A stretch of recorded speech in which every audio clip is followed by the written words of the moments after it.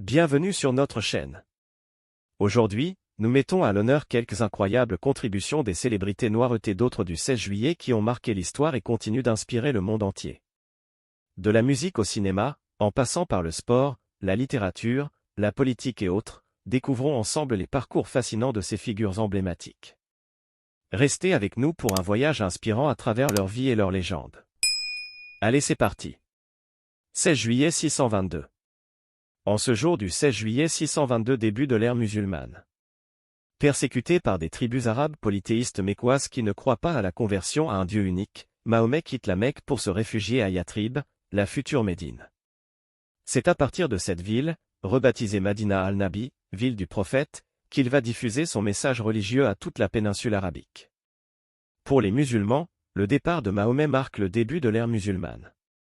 Cet épisode fondateur prendra le nom de l'hégire, du mot arabe « ya » qui signifie émigration. 16 juillet 1907. En ce jour du 16 juillet 1907, la mort d'Eugène Poubelle, l'homme qui a inventé la poubelle.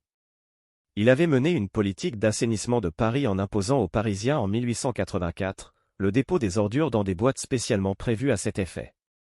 Elles finiront par prendre son nom. 16 juillet 1394. En ce jour du 16 juillet 1394, expulsion de tous les Juifs de France. Accusés de propager des maladies et de semer le malheur, tous les Juifs sont expulsés de France en ce jour du 16 juillet 1394 par le roi de France Charles VI, dit le Fou. Il décrète l'expulsion de tous les Juifs, sans exception ni privilège.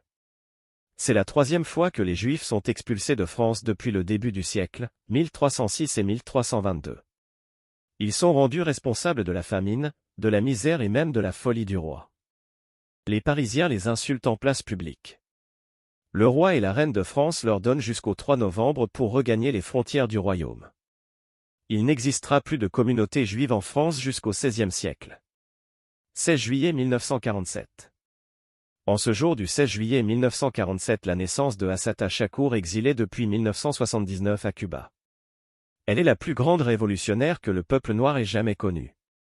Condamnée à perpétuité pour le meurtre d'un policier blanc raciste lors d'une fusillade, Assata Shakur s'est évadée en 1979 et a obtenu l'asile politique à Cuba auprès de son ami le regretté communiste Fidel Castro. Elle est considérée comme une terroriste, l'une des personnes les plus dangereuses au monde par les Blancs, le FBI et la CIA.